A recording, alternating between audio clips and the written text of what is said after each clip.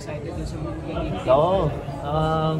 Actually, mas magaling yata sa akin talaga si Kit eh. But siguro matanda na ako. Kumbaga, dati siguro nung kabataan ko, parang yung mga ginagawa ni Kit ngayon, parang hindi ko na ganong nagagawa. Parang last time ko na nagagawa yung ginagawa ni Kit, mga 24 years old pa ba ako.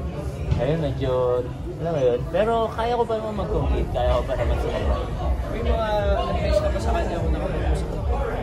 Oo, madalas kami mag-usap.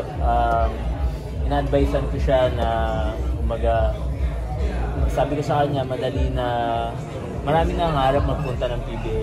And madali magpunta ng PBA. Ang problema, mahirap tumagal. So, umanap ka ng way kung paano ka tatagal sa PBA. And make sure mo na tatagal ka, na nagdo-dominate ka, na gumagawa ka ng sarili mong hindi yung like, parang normal ka lang na player, normal ka lang na PBA player. Sabi ko, wag kang makontento na parang role player or saktong.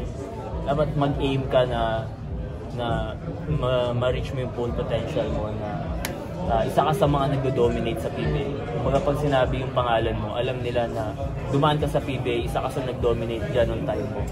So, yun ang ano ko sa kanya, challenge ko sa kanya. And yung bata, sobrang sipag, sobrang grabe makinig, tapos makita namin yung work ethic niya, grabe siya sa practice, ang galing na pinapakita niya sa practice. So excited ako mga teammates siya. Excited ako na magkasama kami sa court, kasabay kami sa court.